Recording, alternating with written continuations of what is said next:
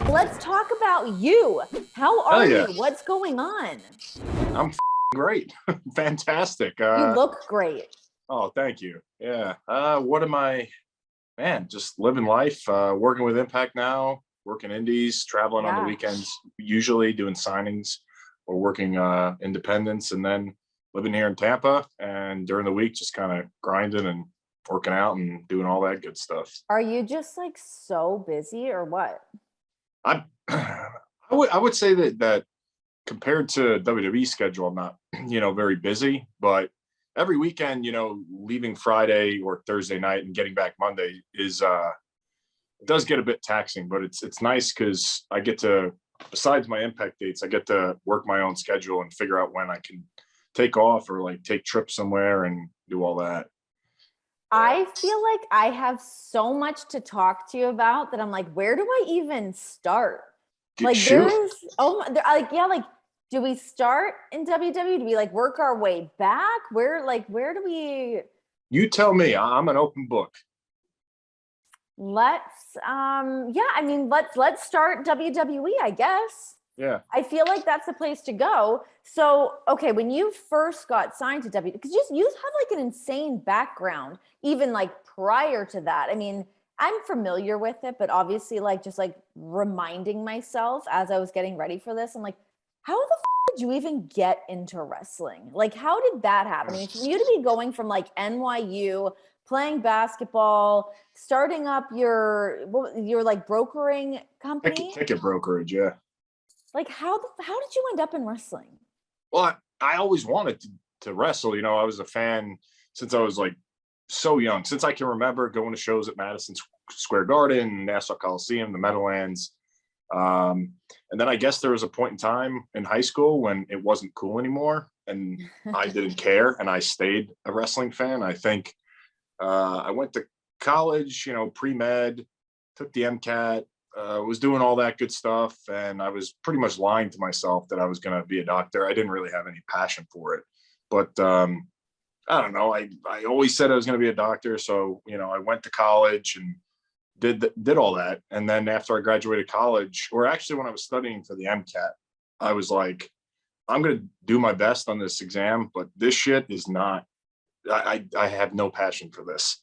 And if I, have to go to med school and a residency and doing something that I'm not very interested in, that I'm pretending that I want to do and I'm pretending I love it, it wasn't worth it to me. So once I graduated college, the next day I went to Johnny Rod's wrestling school and paid tuition that day and started training. What was that conversation with your family? Because that is like a real hard left. Yeah. I mean, for a while there, I kind of hid it from everybody because I was a bit apprehensive. I didn't know what their reactions were going to be to my decision. I didn't think that they were going to be very, very favorable reactions. So I kind of kept it secret for a while until I started traveling. I traveled to a few shows and then I started getting in touch with WWE. And that's kind of when I told my parents, like, hey, I've been wrestling and I'm actually going to get signed to WWE. Like, this is crazy. So it was a lot to hit them with all at once. Yeah. And but my sister knew and all my friends knew. And I think my parents did know, but they just didn't want to push the issue or question me about it. But right. I'm pretty sure when they found out I was wrestling, they found out I was moving to Tampa to go to train with WWE. And that's when is that right when you lived with John? Yeah, so I got to FCW. What a shit show that must have been. Holy shit. Yeah, it was. Shit, man. That was, I moved in with John in 2012 because I had a roommate when I first got there and he ended up getting released. And John, he was looking for a new place to live because his first place was a complete dump. We drove by it one time. I'm like, dude, you lived here? What the yeah. It was like so a literal cockroach ridden, like. Yeah, it was horrible. Nuts. So he was trying to move out because it really, it served its purpose, but he didn't want to live there anymore. And I happened to have, my roommate at the time got released and was moving out and going back home. So I just told him, you know, you can move in with me. This is what rent is. We'll split it, and that's that. And then he moved in, and we didn't really know each other that well before that. So when he was moving in, it was a bit awkward. Like, shit, I don't even really know this guy. And I'm sure he was thinking the same thing. And he's not the easy guy to like warm up to either. Yeah. Like He's hard to read. He's a tough nut to crack. Yeah. So that first night we went to the movies, me, him, and Juice Robinson. That's so sweet. Yeah. We all went to the movies, and then we were off to the races from there. That's great. Yeah. I mean, there's so many stories I could ask about that, but like, whatever, we don't need to, and I probably know most of them anyways. I mean, the ones I don't know, I probably don't want to know. Yeah.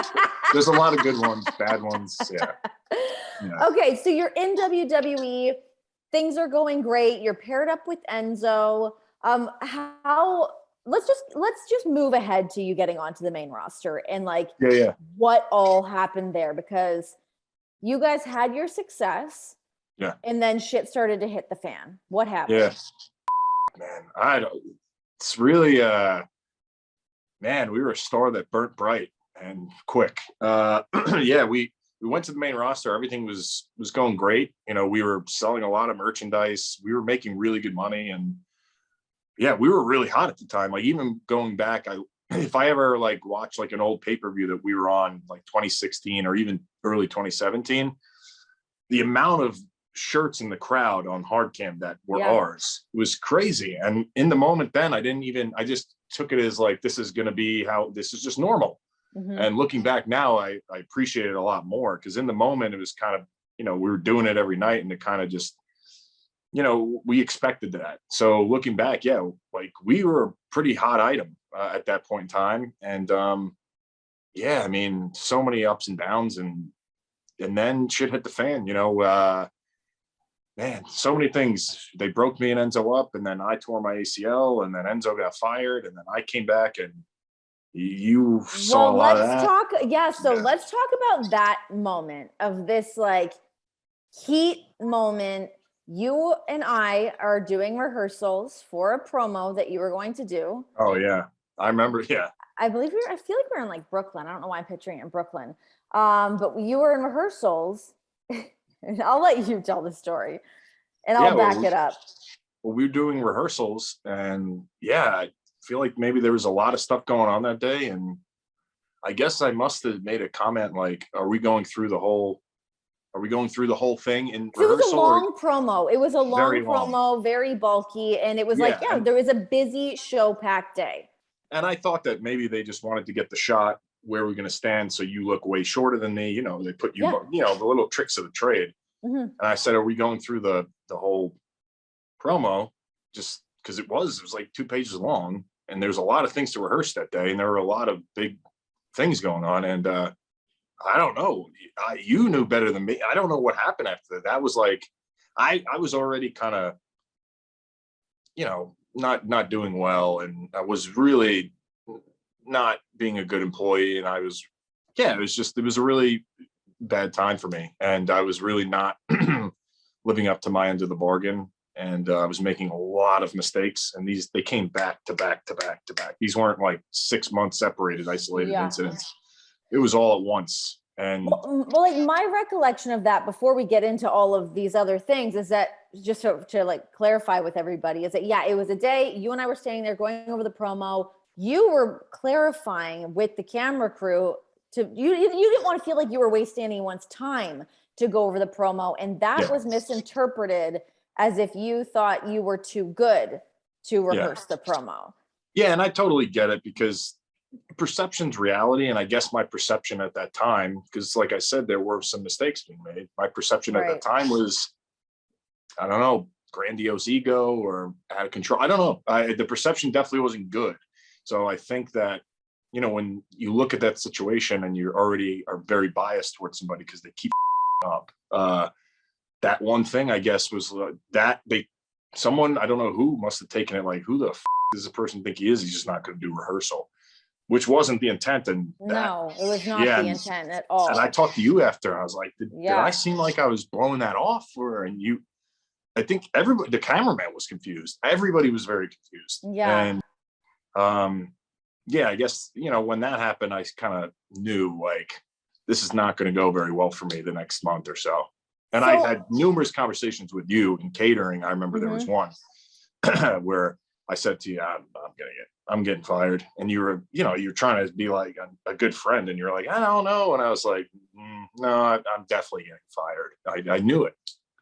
What were those moments like for you? Because I know that there was there was just a lot of stuff going on at that time. I mean, was that when like the drinking and stuff really picked up for you?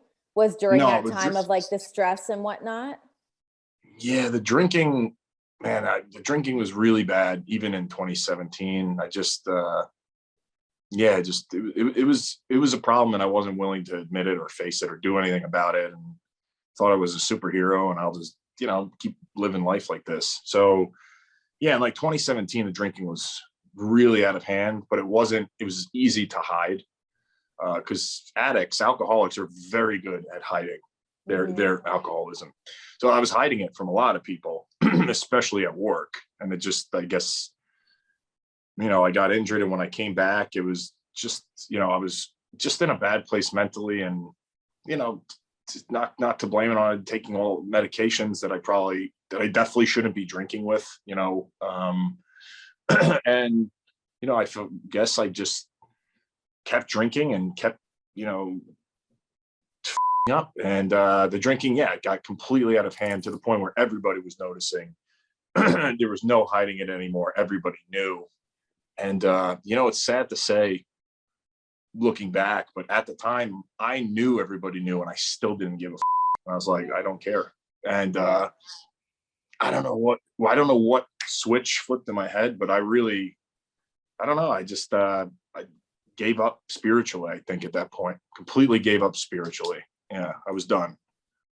So when you actually got released, did that make things better or worse? Was there like a bit of relief of like, okay, at least I'm not worrying about this happening anymore? Or was it like, oh, this thing that I've been dreading has finally happened? Yeah, it was initially, it was a small, very small relief because I had known it was coming, but that uncertainty can really eat you alive, especially at night. You're trying to fall asleep. You kind of know it's coming, but you're not Oh, sure. So when I got released, that for a very, very small amount of time, it was a relief. But the drinking got really out of hand after that point because, I had a roof over my head, had plenty of money in the bank. I had no responsibilities anymore. I had no one to keep me accountable. And I was by myself kind of in Tampa, Florida, where, no one, none of my family members or my friends from home were around to check on me. yeah. It was a recipe for disaster, and it got bad. And looking back now, it's, I'm very, very fortunate that the consequences, I faced some really bad consequences, but I'm very fortunate that consequences didn't end up worse. So 100%. Like, yeah, thank God. yeah, And yeah, I mean, just like, seeing some of these things happening from the outside, I knew obviously you and John had still been in contact. You guys had been talking yeah. and whatnot. But yeah, was there part of you that wanted to move back to New York at that point, just to like have that support and whatnot? Yeah, yeah. I was very confused, but moving back to New York was, I definitely wanted to move back to New York. I was, after I got released, going back quite often, at least every other week. I was going back for at least a weekend, Hmm. just to be home. And I, yeah, I really wanted to kind of move back home, but I still had that outlet in Tampa where nobody was going to see me, nobody was going to judge me. I could drink all I wanted, and live in my little bubble, and not be accountable to any other person. So yeah, I kept going back to Tampa because, I knew I had a problem. I knew I was an alcoholic. I knew I needed to change, but I didn't want to. And I could get away with a lot more on my own in Tampa. So I'd go back to New York, like I said, every few weeks, but back to Tampa so I could, carte blanche for me when I got to Tampa. When did you decide that you didn't want to drink anymore? Because I mean, I know that is such a common thing of being like, I know I have a problem, but I still want to do this thing. Like when does that change? Like what was that moment like for you?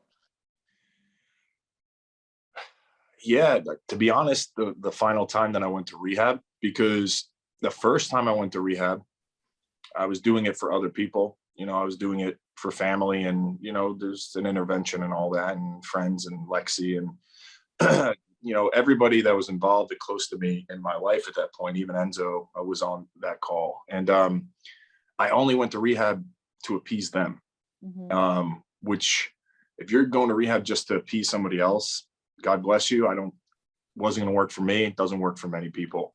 So I didn't really want to quit. And then it got worse and worse and worse after that. And finally, you know, in early 2020 is when I went back to rehab for the final time. And How many times did you go? 3. Okay. Yeah. And that was the point in time where I'd gotten my ass whooped by alcohol, and I conceded defeat and I surrendered. I wasn't going to be able to beat this alcohol thing. And I was tired of just living the life I was living and suffering horrible consequences and just watching my life go up in flames. So yeah, I guess that's rock bottom is when for me, it was when I finally said, man, this shit ain't worth it anymore. And you're going to end up dead or in prison, or this is just going to end very poorly. And that was kind of when I finally gave in. Yeah. How, like, when you look back at like photos from that time, or like think about how you felt during all of that to like where you're at now. I know you just posted a tweet recently about like where you're at, feeling so good and sober and clean and everything is awesome. What is it like now, like being pulled out of that funk and being able to look back at it with hindsight being 2020?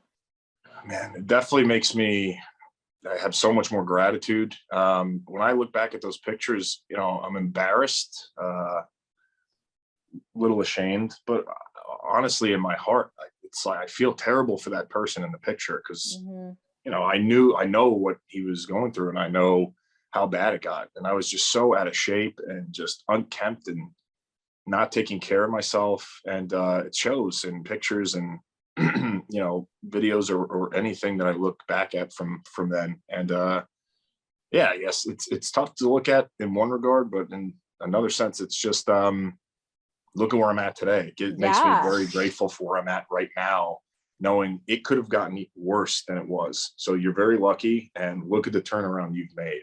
And, you know, it's almost a sense of accomplishment. That's one of those things, like, I mean, as soon as John came back and everyone was like, holy crap, he looks so great. Like, he looks 10 years younger. And like, to look at what he, you know, looked like before him, there was like a photo going around of like them side by side. And it's like, holy shit, like you really don't realize it when you're like in the thick of it, or it just becomes the norm. And then when you can like really have like that moment of clarity to look back at it, is like, it's so eye-opening. Yeah, it's crazy. Yeah, it's wild how alcohol is it's just a poison, man. It's just sludge. And it's an very easy way for someone to get shredded if they're doing everything else. Just stop drinking alcohol. Stop drinking alcohol. Yeah, you look different, you feel different. It shows, and just there's a vibrance, I guess, to people when, you know, they get sober. It's very liberating. How long did it take for that to really set in for you? I know there's like so many different stages of like kind of going through that for you to like really be feeling like your best version of yourself. Takes a while. You know, there's something that, you know, not many people know about, but if you research it, it's out there. They you know, post-acute withdrawal syndromes, they call it PAWS, PAWS, and at the 30, 60, 90 day and the 6 month mark, you get withdrawal symptoms. And I never knew that before. And usually that's a key for someone to relapse. So I think after a year, I guess, you feel like you've gotten over hump. You always know that it's behind you, and you have to work actively to keep that shit behind you. But yeah, those I guess probably after that first year, that's when it kind of settled in, like, okay, I can live my life like this forever. Like I can do this. Yeah. I mean, it's so great to hear that, and knowing that, like, yeah, it's not like just getting it out of your system is the way to just be like, okay, I'm good, everything's fine now. It's like, it's just that work that's constantly being put in, but having the other side of it too, of just like feeling good and being back in the driver's seat of your own life, basically. Yeah, I really, looking at hindsight's 2020, and there's so many mistakes that I made, but I like to look back at them now and as a sober individual, and what would I have done if I was sober now? And I know going forward that I'm not going to make those mistakes again. But yeah, it's really liberating. I feel so much happier. Dude, you more look energy. great. Like you look like, I feel like you're like beaming. It's great. Oh, thank you. Yeah, I just I feel so much happier. I'm at peace. I think that's something that I strive for, is just peace. Because for my entire life, pretty much up until getting sober, I just never had moments of peace without alcohol. So it's crazy to finally find peace without drinking. And that's kind of where I'm at now. Is, I have ups, I have downs, bad days, good days, stressed out some days. We all have that, but there's that constant peace in my life that, it's great. I'm a happy individual. It's so nice to see and to hear. Talk to me about DDP stepping in. How did he help you? You've mentioned Lexi a few times. Of course, she is your girlfriend. She is DDP's stepdaughter. What is your relationship with DDP, and how did he help you? I guess after I had that first seizure in Philadelphia, it was back in 2018, he got in touch with me, and he said, if you're ever ready to come down here and visit Atlanta, and I'd really like to help you. And I guess in May of 2019 is when I went down to Atlanta to link up with him, and kind of I guess it was just hanging out, pretty much working out, hanging out, talking, and we developed a relationship and a bond. And he's helped me tremendously. He was very instrumental in getting me through rehab the first time. And did you have much of a relationship with him prior to all this happening? Not really. No, I didn't even have his phone number. I don't think. It was hi, goodbye. He was somebody I always bonded with. I don't know if it's that I don't know. I know he was up in the Northeast a very good portion of his life. Maybe it's that New York, New Jersey thing. I don't know, but there was always some sort of connection there. But no, I never really had that good of a relationship with him until that point. Yeah. And that just speaks such volumes to, like, you hear these stories about DDP like being this godsend to so many people and extending an olive branch and helping people through so many different situations. So it's really cool to know that exists, and that he was there to like help you out. Yeah, for sure. And and obviously through him I met Lexi. Wait, okay, so how did that all happen? So you're hanging out with DDP. He is like a rock that you've been leaning on, helping you through all this stuff, and then in walks Lexi. Well, no, I walked in because she was I guess Dallas was like, hey, I got this guy coming this week to stay with us and work out. And a lot of the times when someone comes to stay with Dallas, it's an older person or someone that's having, physical problems, but usually older at the tail end of their career or already retired. Yeah. So that's what she thought. And then, she was in the kitchen in pajamas and very not done up, and she was just having coffee or whatever. And I walked upstairs and she was like, oh God, like, oh my God. I didn't know that this was the person. But we developed a friendship first, because that's a tough situation to navigate. So we developed a good friendship, and it kept getting better and better and better. And then finally, we started dating, and she was there for me in my corner, through rehab, through everything. So she's been a godsend. I remember talking to you about her like forever ago. We were at like a Northeast show together or something. And you had like mentioned, you're like, I'm seeing this girl, Lexi. You gave me the advice to actually date her, because we were at Northeast Wrestling. I think John had wrestled in the main event. I know there was weapons and shit because you were freaking out a little bit. Yeah. Yeah. And Standard. we were talking backstage at the monitor, and I was telling you about her, and I was like, I don't. Maybe we should wait a little bit longer.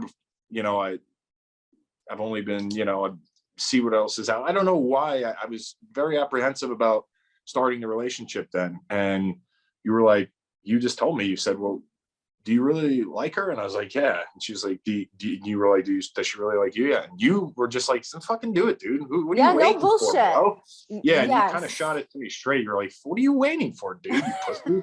Do it. Yeah, I mean, I'm very much so of like the mindset of like, listen, if you're into somebody, just be into that person. You don't have to worry about playing like some games or like worry about like playing the field or whatever. If you're into someone, you're going to be thinking about them all the time anyways. Just go for it. Lean into it. So that's exactly what you guys are welcome. Yeah. You said just do it, pussy, or something like that. I was like, all right, I guess so. So thank you for that. Yeah. Hey, I'm glad that it's working out. Very, very cool. How is the relationship? How is it being in this relationship with this person that you're so into and you guys are living together? What's the status? Yeah. I mean, it's been great. Like I said, the first year was a little bit rocky just because of rehab and all the stuff that I was going through. And, but yeah, she moved in last November, 2 Novembers ago, sorry. And then our lease expired in this past November, and we moved in here to this new place with a whole lot more sunlight and nice view. Yeah, a nice view and all that. And she's on the road now every week with AEW, working there as a backstage interviewer, and she works with social media and she does some other stuff for YouTube. And so she's on the road every week now, which is awesome. She's getting that opportunity. And so we live here with our 2 French bulldogs, Hudson and Bam Bam. She's on the road during the week. I'm on the road sometimes on the weekend, a few times a month, maybe 1 weekend off a month. So we're kind of figuring that out right now, navigating that, those waters of how we're going to get used to being apart, so much. Yeah. But yeah, it's been awesome. She's a godsend. She's an angel for me. And, she makes my life so much better. So, I'm so happy that, I met her. I'm so happy that, I was at Dallas's that day. Call it a cosmic experience, call it fate, whatever you want to call it. I definitely believe in that shit. So, life is grand right now. And she's a huge part of it. That's great. Impact. How was stuff with Impact? Like, what was it like for you in that period of like not being with WWE, wondering what was next, winding up at Impact? But before you even got to Impact, was there a period of time where you were questioning what you even wanted to do if you were going to stay in pro wrestling? Yeah, I had no idea when I started, my sobriety, when I was getting some months under my belt. I was considering going back to school for a master's or MBA, and I wasn't really sure if I wanted to wrestle anymore. I don't know what you would maybe not bitterness or just caution or just maybe I don't want to go back to that. Maybe I'm not as in love with it as I once thought. So I was really pretty confused for a while there. But I was enjoying sobriety, and that was amazing. And I had to really focus on that for quite a while, but there comes a point where I wanted more, and I want to, start doing things. And I texted Gallows about working the show. I was going to go back, see if I liked it. If I didn't, kind of not, change course and do something else, go back to school. I don't know. You could see it now. I was very confused. I didn't really have much. So texted Gallows, and he got me on a show in Atlanta, and one of his shows, and came back and got a really great reception. And, once you come back and you feel that adrenaline again, it's very hard to, it's what I love. It's my first love. So, decision was made that night, like, okay, I'm going to keep doing this. Cause this is my true first love. When did you, call Enzo up and be like, we obviously are the tag team. We must continue working together. Was there a period where you thought maybe you just wanted to go do singles competition, or was it always in mind that you wanted you and Enzo to stay together? No, singles was always how I wanted to go. I did have the opportunity to do that thing at the Madison Square Garden with him in 2019. Yeah. That I couldn't turn down. That was I had never wrestled at the Garden ever. I was on Raw when SmackDown was going, and I was on SmackDown when Raw was going. So I never got to perform in the Garden. So that was a no-brainer. I was like, yeah, I'm doing this. And after that, we got some buzz and we started doing shows together. But going to rehab and getting out and finally going back to wrestling, I decided, and I talked to John and I talked to people, and I decided like I want to make a name for myself, and I want to do this myself right now. Yeah. And Enzo totally understands, and he's going to do his own thing. And but yeah, I came back with the goal in mind of working on myself and bettering myself and becoming the best that I could be, because it's tough, when you feel like you've wasted your potential. And there's days where I do feel like that. Like I had. Is that not like the most heartbreaking thing, to feel like you have wasted? Like it makes me like feel sick to my stomach. Yeah. And I feel like, I had a lot of potential to better myself and to get really good and to do something big in wrestling. And it's, well, why can't I do that now? It's only 3 years later. I'm only 34. Yeah. And the other thing is, like, I could have kept the charade going for years and years and been on WrestleManias and done won world titles, but I still would have been a raging alcoholic, and I would have been hiding it more and more and more and more the more success came. And I think everything happens for a reason, and I'm grateful that I got to the point I'm at now, because I could have accomplished so many things in wrestling if I just stayed the course and didn't up and didn't make terrible mistakes.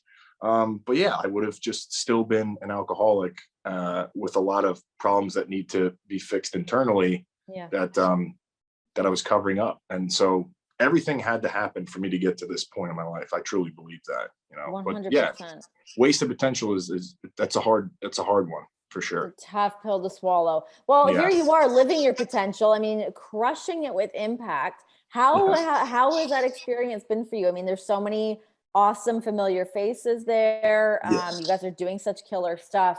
How has it been? Yeah, impact's been great. The crew there is awesome. The writing team's awesome. Robert and Jimmy Jacobs and Jacobs. Yeah. That guy.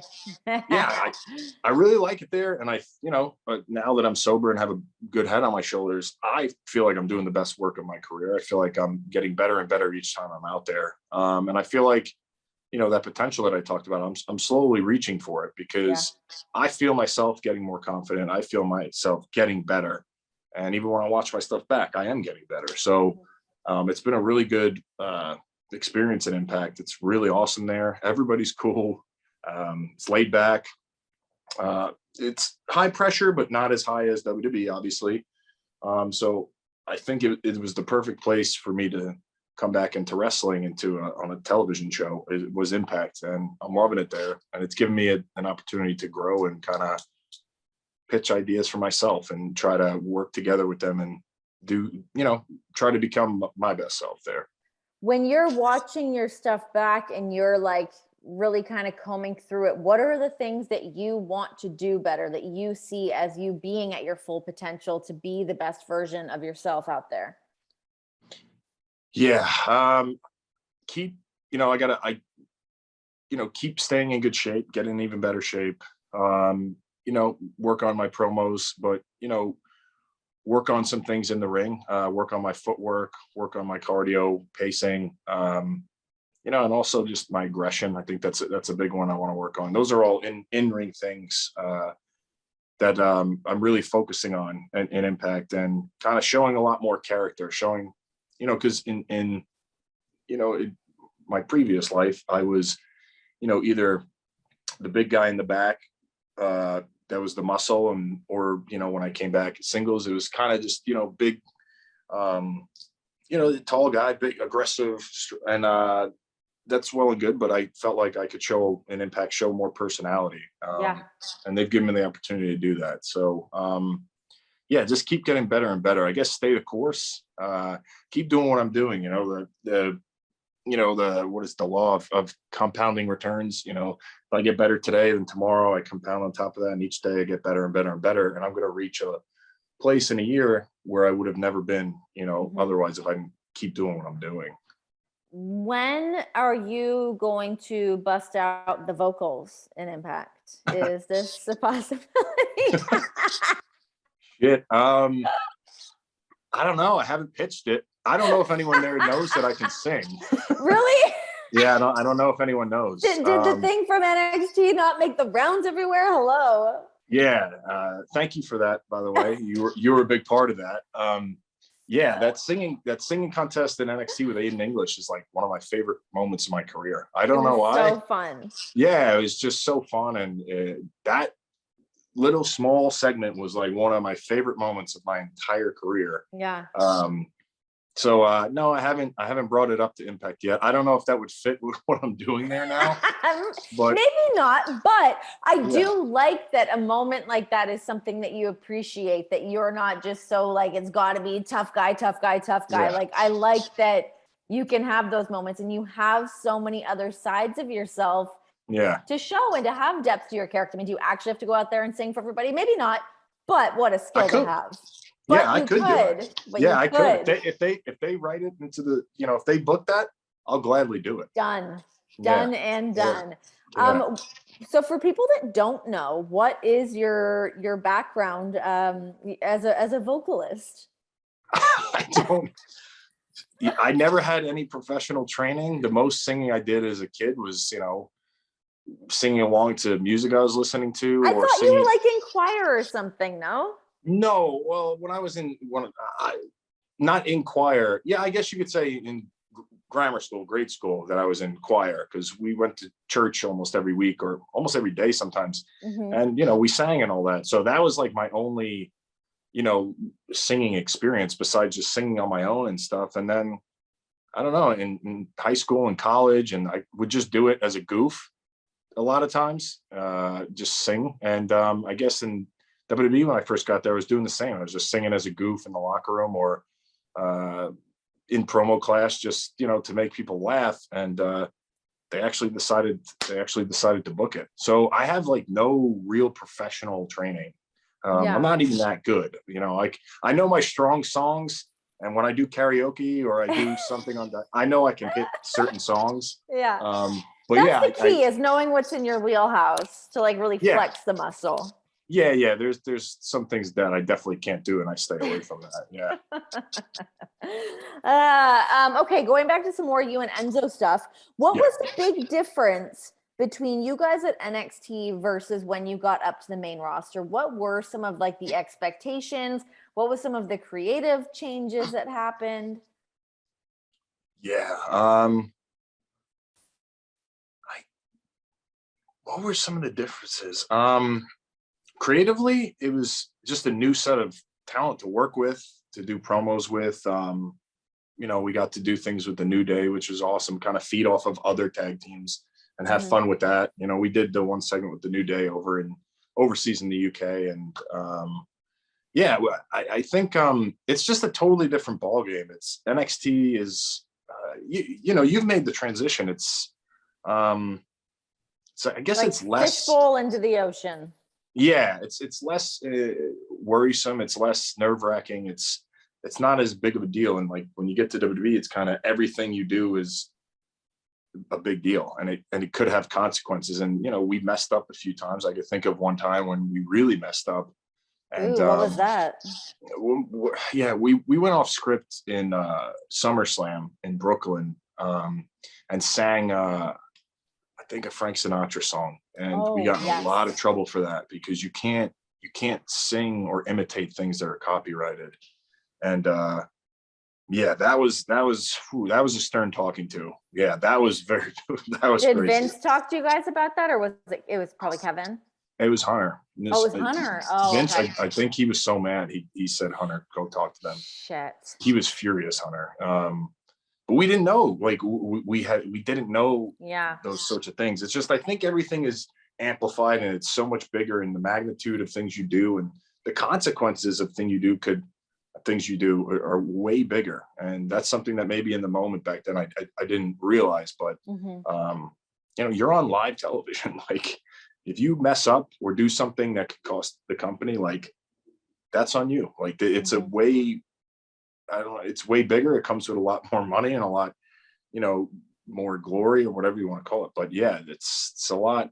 You have to watch yourself a lot more. Oh yeah. You can't just like willy nilly, like, I remember I did something like that on one of the kickoff panels. I sang a couple bars of a song and they were like, stop doing that. And I was like, oh shit, I had no idea. I don't know like the rules and regulations of how many bars of a song you can sing. I had no idea. And if you go back and watch that SummerSlam, I think it was 2016. They cut it on the network. They had to cut it because I think you have to pay every time someone watches it. I don't know, but that was something.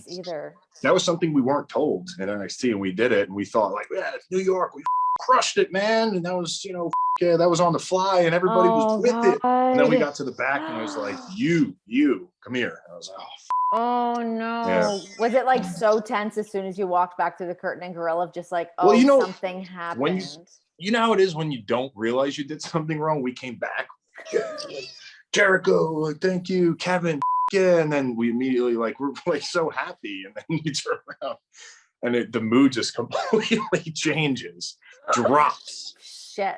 And then you start thinking, what did we do? What did we do? Like we must have up. And so that was a big one. That was a huge. And in NXT, we might have been able to do that or get away with it, because when we went to different towns on the road with NXT, and I sang Sherry in Asbury Park, New Jersey. We were doing stuff like that.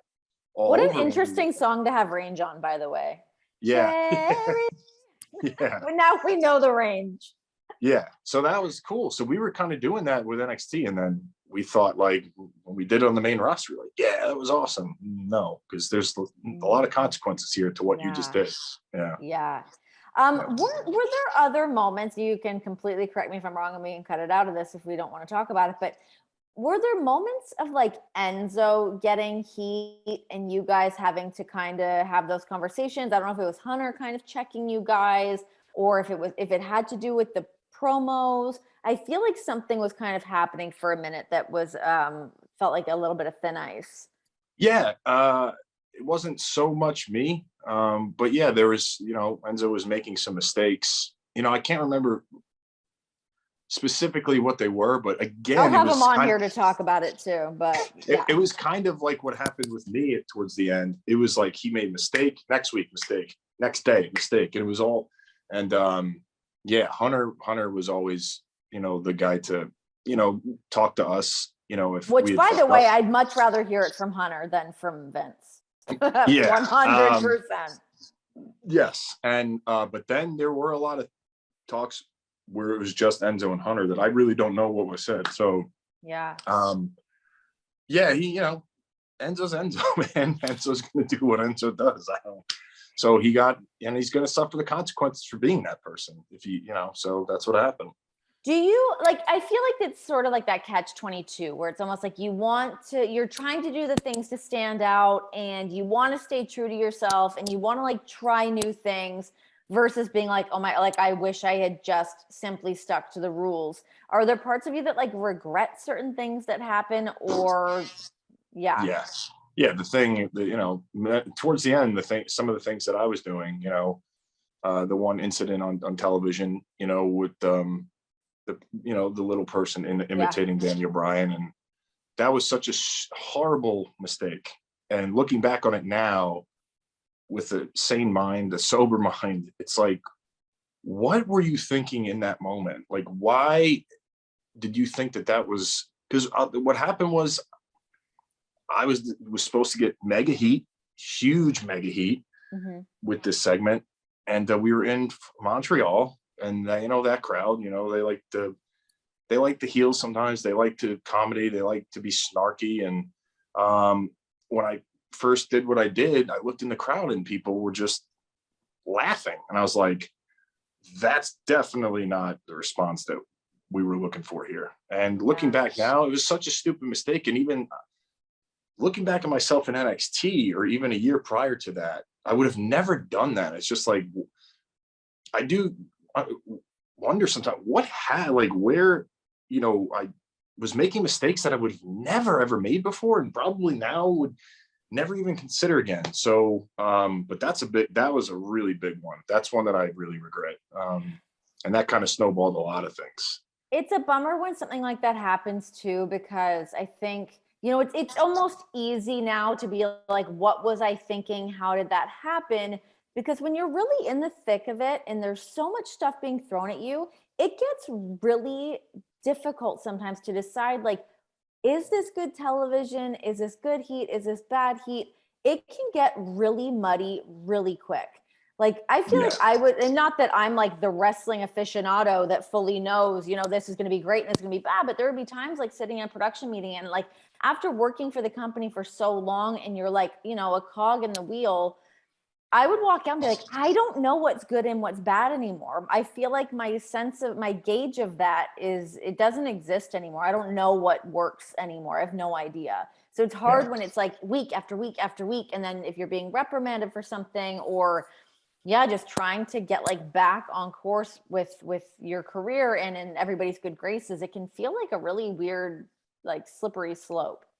Yeah, it's really slippery. And, there are a lot, it's just, I don't know what I just became a very different person. And I definitely was trying to make a name for myself, or I don't know, that mistake alone was just me thinking this is the right thing to do for what we're trying to accomplish. Mm-hmm. And looking back now, no, you get paid to do a job. You get paid a lot of money to do a job.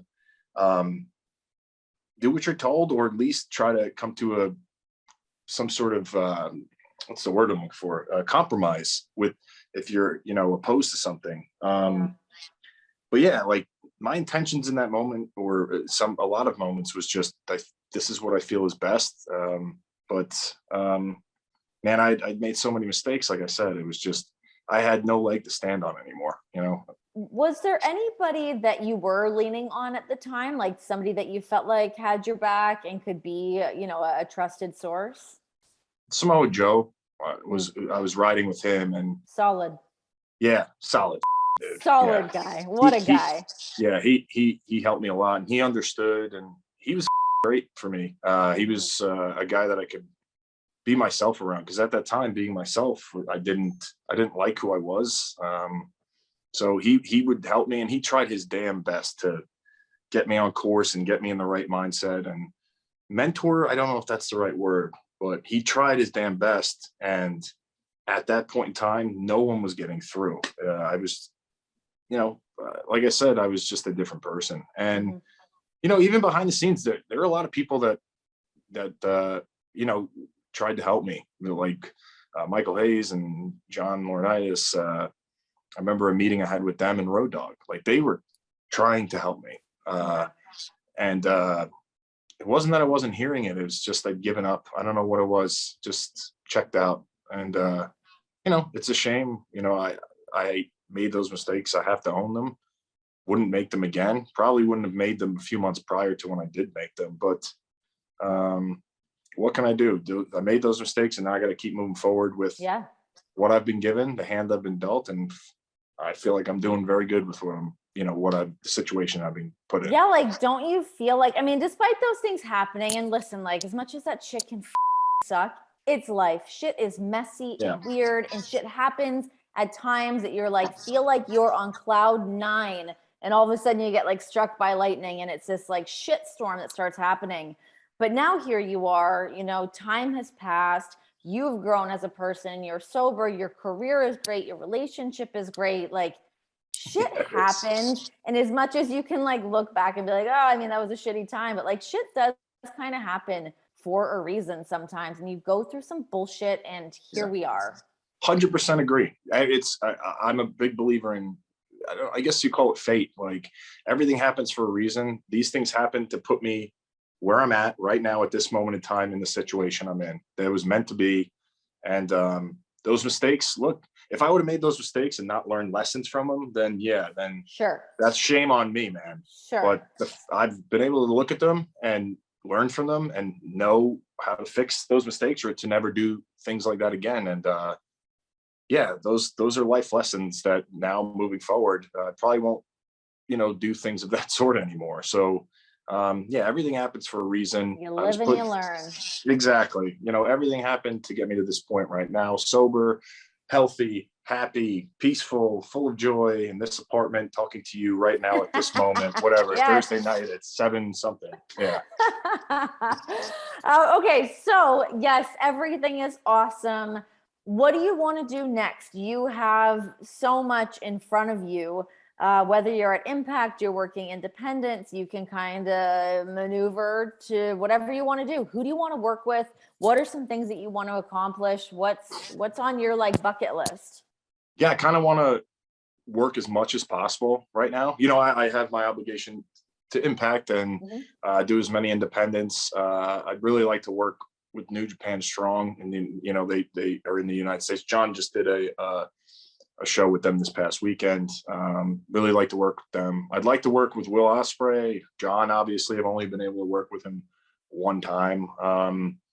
Yeah, I just want to work as much as possible and keep improving, get as good as I can be to make myself the hottest commodity I can be. And that in wrestling. And then, I on the other end of things, I know last time we spoke at that show, I was telling you I was kind of thinking about getting into acting. That's also something I'm thinking about. I filmed a movie back in December, a horror movie that's going to be, that's going to be coming out soon, called Who's Afraid. So kind of just getting my feet wet in that industry. It was a very small budget film, and kind of just seeing what it's about and trying to learn as much as possible. And that was a really good experience because that shit's awesome.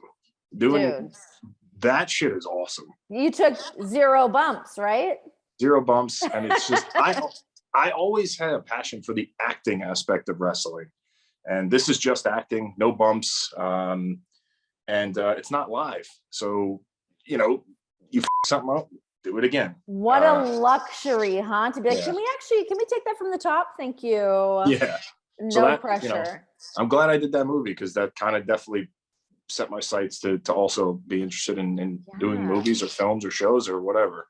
What about anything like outside of entertainment? I mean, you are a dude, we kind of rattled off some of the things, but like you're a very educated, very smart man that I feel like could do a million different things. Are there other things outside of entertainment that talk to you?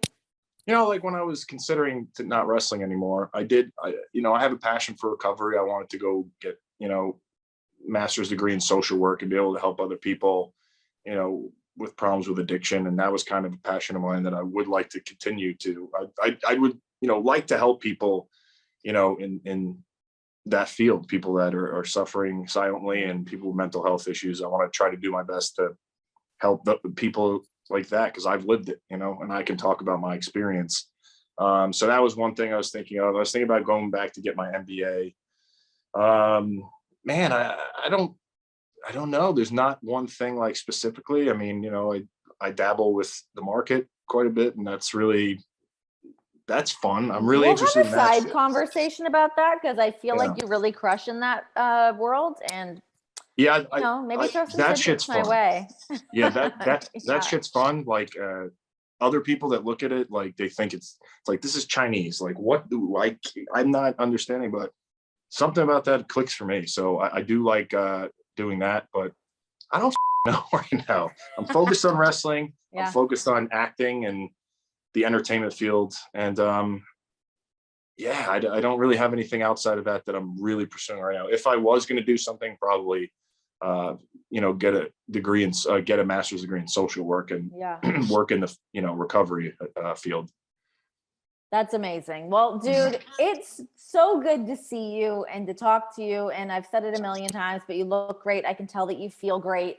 It's just so nice to see you.